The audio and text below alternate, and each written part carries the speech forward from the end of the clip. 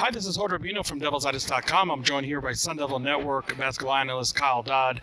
And like the Masters, a tradition like no other, Kyle and I take a snapshot of Arizona State's basketball team. At the end of the non-conference schedule, the Sun Devils finished with a 9-4 mark, following their win today over Texas Southern, 98-81.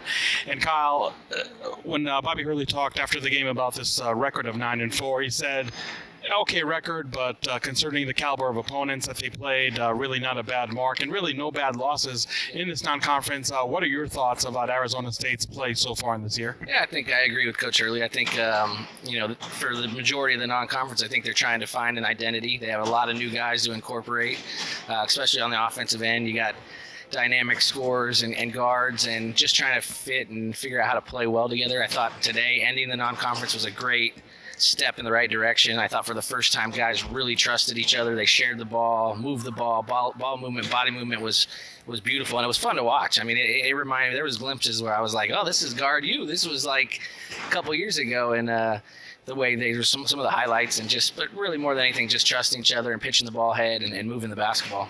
Now, honestly, going into the season, Kyle, did you feel that this team really would be more of a guard you team?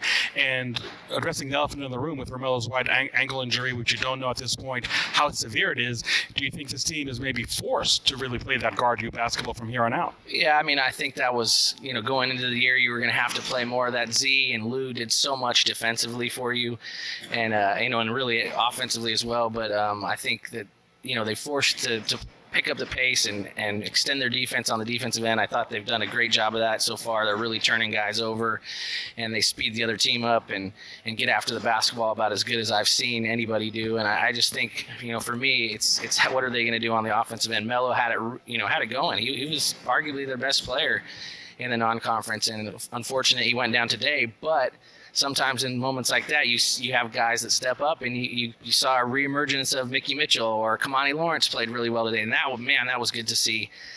So those guys are gonna have to step up. Well, Melo's nursing that, and hopefully Melo's back. But I think if Melo's playing at the level he was, and then those guys contribute, now you're going somewhere, and I think that's what this team really needs heading into a tough 3-game stretch. Was one aspect of this team so far, Kyle, that really disappointed you? Maybe has been an unpleasant surprise for you? I just think I really was thinking that the guys like Kamani and Rob would take that next step and really lead this team. And I think both at times have shown how, they're arguably two of the most talented guards or wings in the league. And I think right now, and, especially for Rob, he's pressing a little bit. He just wants it so bad. He wants to contribute. Unbelievable kid. And he's had some great games already. I just think for this team to really maximize their potential, they got to get more from Rob, and then now it's to see Kamani, come back and play with some confidence. I thought that was really good for him. So, not that I'm disappointed, but I just know that those guys, and they know that they can contribute more, and I think they're continuing to work, and I would not be surprised to see them break out of it in a big way. On the other side of the ledger, most pleasant surprise so far for the Sun Devils? I don't know if I really thought that Verge and Jalen and those guys, I thought that they would really contribute on the defensive end, with their getting after the basketball. I knew Verge was good in the screen and roll game, but just over the last couple ball games, like Jalen tonight really shot the basketball well. I talked to his dad. He said he was in the gym over the holidays, and that's the good thing about your Christmas break. You get a chance to work on your skill set a little bit, and, rather than you're away from the team for a couple days. But yeah, I think Verge, the ability to score the basketball. Jalen, just overall, kind of how he affects the game, even when he's not scoring. He really gets after you on the defensive end.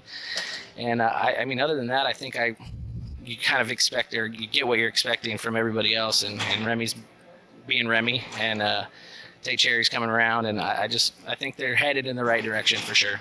When you look at the Pac-12 as a whole, Kyle, I know the bar was set pretty low last year for this conference to be better, but what have you seen so far just from a macro level of this conference, and how tough it is for Arizona State to be even in the top 4, let alone beat a second-place finish like they did last year? Yeah, I think it's a challenge. You lost a lot in Lou and Z, but I think you reloaded in some spots, and the league is a lot better.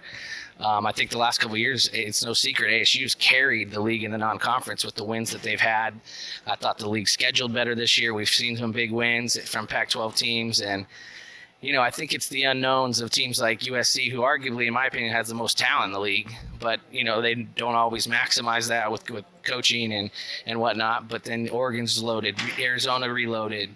I mean, Washington is super talented, and then Colorado is filled with seniors, which we know can only benefit you in this league. So I just think it's going to be interesting. I think you got to win home games, and then you got to split on the road. That's what you're going to try to do, and if ASU can do that, then they'll be in a good position. But I think it's it's going to be a real test, and I think they're ready for it. I think Bobby will have them ready to go.